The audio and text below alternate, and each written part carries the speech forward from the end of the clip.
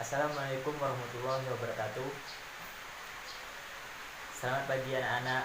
Mudah-mudahan kita diberikan kesehatan pada pagi hari ini sehingga kita dapat melaksanakan pembelajaran pagi hari ini. Dan mudah-mudahan kita dihindarkan dari namanya penyakit COVID-19. Amin amin ya rabbal alamin. Baik, kita akan melanjutkan materi kita selanjutnya, itu tentang qada dan qadar. Sebelum melanjutkan pembelajaran kita pada hari ini, lebih baik Bapak akan memperkenalkan diri dahulu. Karena pada hari ini kita pertemuan pertama kali, tetapi kita tidak bisa bertatap muka langsung, tapi melalui video. Oke, baiklah, perkenalkan nama Bapak yaitu Yoga. Bapak dari mahasiswa UIN Jambi, Fakultas Tarbiyah dan Keguruan, jurusan Pendidikan Agama Islam. Asal Bapak yaitu dari Kabupaten Tebo, Kecamatan Tebo Ilir, Provinsi Jambi. Baik, mungkin rasanya cuma itulah memperkenalkan diri.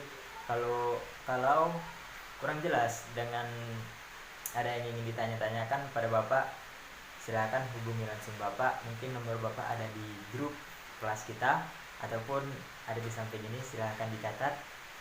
Baik, kita akan melanjutkan materi kita pada hari ini yaitu qada dan qadar. Baik, pembahasan kita pada hari ini adalah beriman kepada qadar dan qadar. Apa itu qadar dan qadar? Pengertian qada dan qadar. Secara bahasa, qada adalah ketentuan atau keputusan, sedangkan secara istilah, qada adalah ketentuan Allah yang sudah ditetapkan sejak zaman Zali. Zaman Zali adalah suatu masa ketika alam semesta belum ditetapkan. Selanjutnya yaitu qadar. Secara bahasa, qadar adalah ukuran atau jangkauan waktu tertentu, sedangkan secara istilah, qadar adalah ukuran atau ketentuan yang ditetapkan Allah yang dapat kita saksikan. Contohnya, kita bercita-cita menjadi juara kelas. Dengan belajar sungguh-sungguh, akhirnya terwujudlah cita-cita itu. Inilah yang disebut sebagai qadar Allah. Qadar bisa diketahui hasilnya setelah kita berikhtiar ataupun berusaha dengan sungguh-sungguh. Qada dan qadar Allah disebut dengan takdir Allah. Kita wajib beriman kepada takdir Allah. Beriman kepada takdir termaksud rukun iman yang keenam.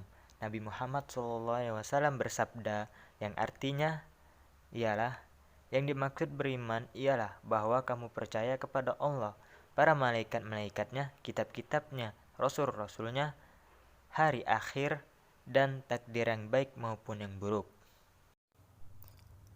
Selanjutnya yaitu yang B, ketentuan baik dan buruk dari Allah Subhanahu wa Ta'ala.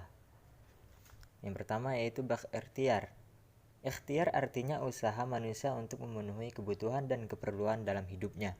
Usaha tersebut bukan karena kita sudah mengetahui ketentuan qada dan qadar Allah Subhanahu wa Ta'ala, akan tetapi yang penting adalah kita berusaha terus dengan sekuat tenaga, tidak terlalu memikirkan takdir yang akan terjadi pada kita.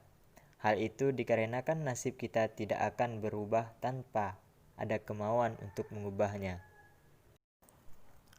Yang kedua yaitu berdoa dan tawakal.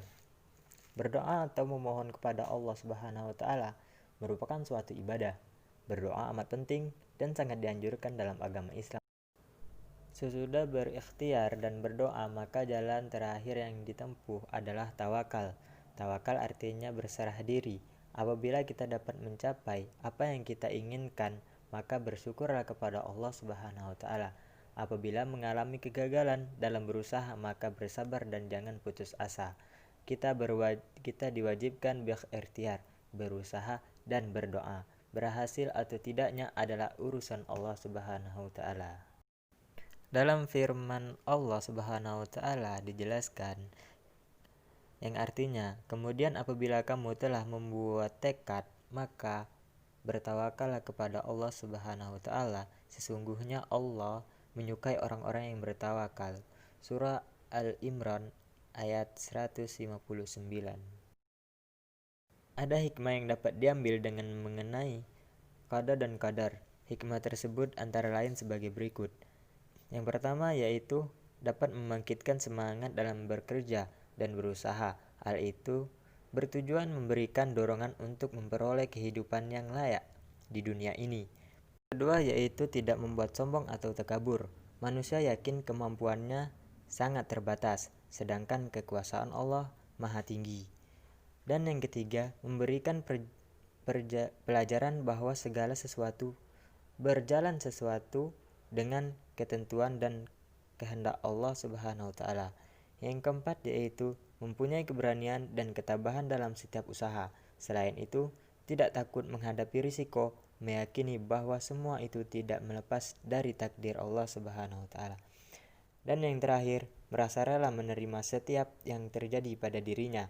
Hal itu dikarenakan adanya kesadaran bahwa semua berasal dari Allah Subhanahu wa taala, sebagaimana firman Allah Subhanahu wa taala yang artinya, orang-orang yang apabila ditimpa musibah, mereka berkata, Inna lillahi wa inna ilaihi raji'un.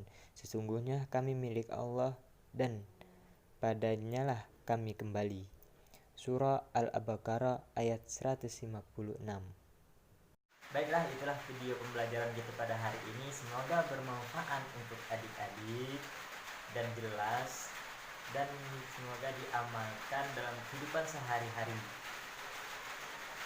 Dan itulah pembelajaran kita pada hari ini. Cukup sekian dan terima kasih. Kalau kurang jelas atau kurang paham silakan ditanyakan. Bapak akhiri, wassalamualaikum warahmatullahi wabarakatuh.